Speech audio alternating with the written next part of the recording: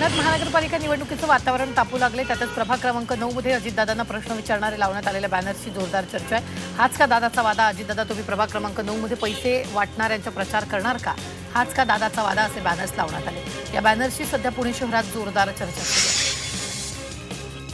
काही दिवसांपूर्वी नवनीत राणा यांनी हिंदूंनी 4 मुलं जन्माला घालावीत असं विधान केलं होतं. त्यावरून असदुद्दीन ओवैसी यांनी खोचक टोला लगावलाय. तुम्ही 4 नाही 20 मुलं करा, त्याचं आम्हाला काय करायचंय असं म्हणत ओवैसींनी टोला लगावला.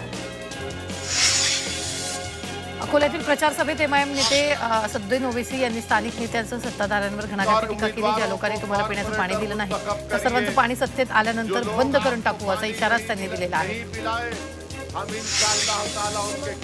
प्रणिती शिंदे भाजपच्या संपर्कात नाहीये. चुकीचे दावे करून उगाच एखाद्याचं करिअर उद्ध्वस्त करू नका असा टोला बावनकुळेंनी सुजात आंबेडकरांना लगावलाय.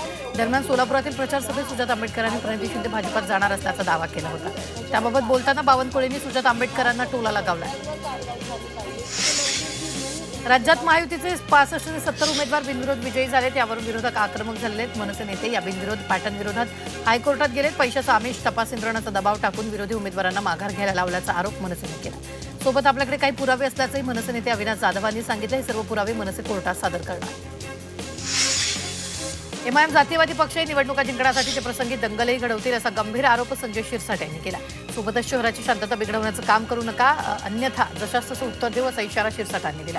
तसंच उद्धव ठाकरेचा पक्ष एमआयएमची बी टीम झाली असल्याचा हल्लाबोल त्यांनी केलेला आहे.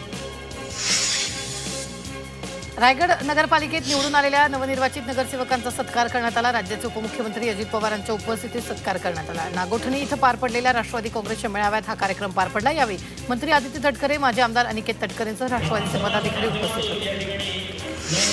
जळगाव महापालिका निवडणुकीत एकूण 321 उमेदवारांपैकी 154 महिला उमेदवार निवडणुकीच्या रिंगणात आहेत. प्रभाग 1 मध्ये सर्वाधिक 18 महिला उमेदवार निवडणुकीच्या रिंगणात आहेत. अपक्ष उमेदवारी करणाऱ्या महिलांचं प्रमाण अधिक आहे.